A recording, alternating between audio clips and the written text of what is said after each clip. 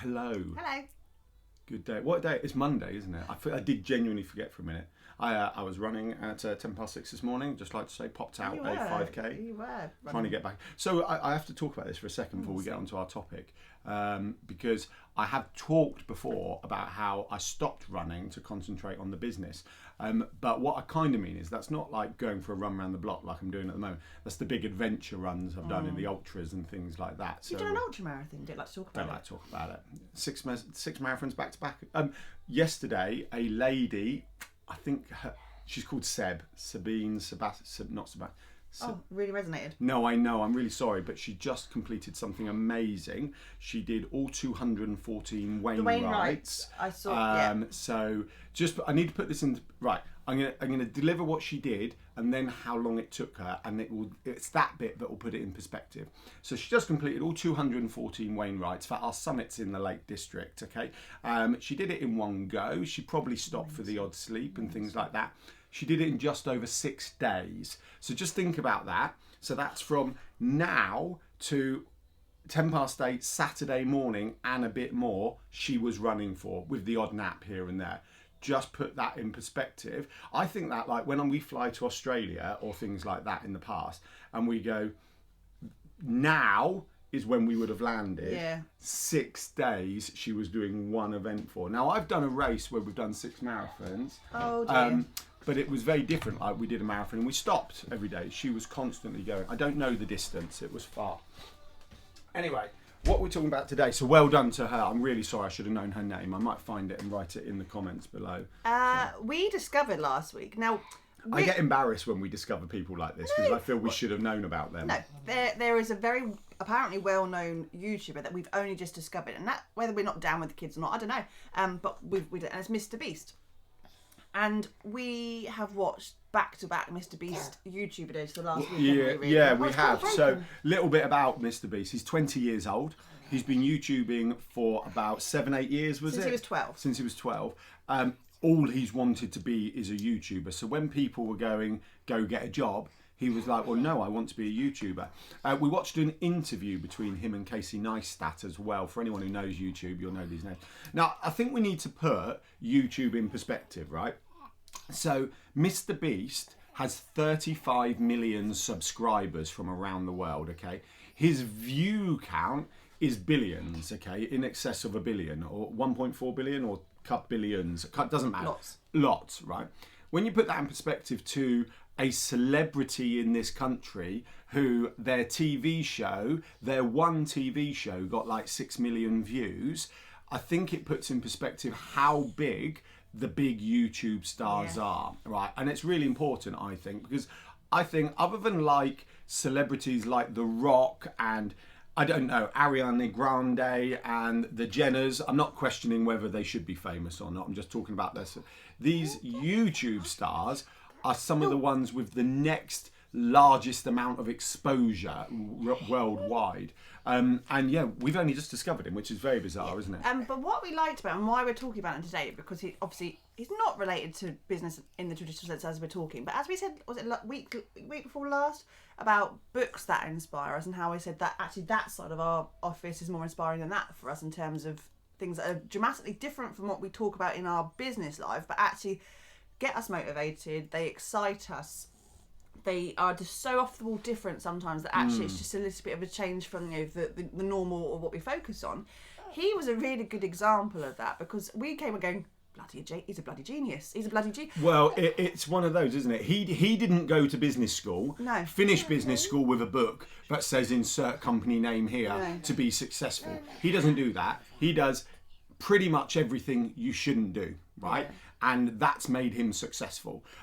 So we definitely reckon is worth a look. But what he did as well, there's a few things. So his videos are all completely off the wall. And again, not saying that this would be the videos you should be doing. Like, he counted from 1 to 100,000 on video and uploaded that. He has filled his garden with like little round Orbeez. Orby toys and jumped into it like a big ball pit pond. He's given £10,000 to a homeless. Well, you're sorry. I was going to give a couple more examples before he was rich. So there's the second biggest YouTuber is a guy called PewDiePie. So he said PewDiePie. Did you just say this? He said PewDiePie 100,000 times, but counted to. Oh yeah. So some really, really off-the-wall, boring, but kind of intriguing stuff as well. And in this interview with Casey Neistat last week, one of the things that came out of it was that his first 1,000 videos were all completely trial and error. So when he was 12, 13, he did a lot of Minecraft stuff. Then he started doing these weird sort of tasks at home that weren't necessarily about him. And then he moved on to when he started making money to being a bit more of a philanthropist in terms of giving money to strangers. He gave like 10 grand. So he went for a meeting with a brand deal, and the brand company said, we'll give you 5 grand for mentioning our brand in your video, whatever. And he said, well, if you give me 10 grand, I'll walk straight out and I'll give it to that homeless guy across the street there, and that can be the video, and you sponsored it. And they went, okay. And he walked straight out and gave the homeless guy 10 grand. So it was a real testament to him, like in terms of he only really sort of made it big in the last couple of years. Well, didn't he get something like 20 million subscribers in 1 year or something? Yeah. So he was getting bigger, but then it was like... But it's what we talk about in terms of that tipping point of you have to be consistent and you have to keep showing up, regardless whether it's on a silly YouTube channel or whether you're really focusing on your business social media strategy or whatever. It's about being consistent, because you never know when it's going to pay off. And he, after his first 1,000 videos, when he's not getting the most amount of hits because it was Minecraft, no, I don't diss the Minecraft posse, Emily. It's massive. Get it? No, I don't get it, but that's because I'm in my 40s, right? It was about that. He was consistent, and he knew that there was no plan B. This is what he was going to be. He was going to be a YouTuber, and he's going to be a YouTuber. And he said today, or in that video, where do you see yourself in 10 years' time? Still doing what I'm doing. That's what I'm destined to do. That's what I want to do. Joseph, you are really wiggling. Well, today. there's a few learnings from Mr. Beast. Yeah. Tenacity. Yeah. Consistency. Yeah. What was the one you just said? You said a third one. The other one is a tech one. Oh, well, look, we're not talking about you all having 35 million subs. We're not talking about us having 35 million subscribers. We're talking about our brands being where we want them to be, right? When he first started filming, interestingly, he didn't even have a smartphone because he couldn't afford it. He was filming everything on a beaten up old laptop webcam built into it with the built-in microphone. And people were complaining. He's like, well, I can't do anything about it. I haven't got any money, so that's how he started. So there's tenacity, drive, no plan B, consistency, off the wall randomness. Don't be constrained by, don't let who you are dictate who you are. I used to say that was one of my things. Don't let who you are dictate who you are. I know that sounds ridiculous, but just because that's what you do doesn't mean you can't go off the wall. And we talk about this when it comes to content planning. Just because you're, I'm trying to think of something that won't alienate someone. Just because you're an SEO company, because we're not an SEO, we're an online presence company, sorry. Just because we're an online presence company doesn't mean we should only talk about online presence. It means we can talk about Christmas, we can talk about dogs, we can fill up a bath with Oreos. We can talk about Spider-Man toys that are... Yeah, thanks, Nanny and Grandad. Right, I think let's stop it there. I'm going to put some links below to Mr. Beast, Casey Neistat. I'm going to link to their interview because it was fascinating, actually.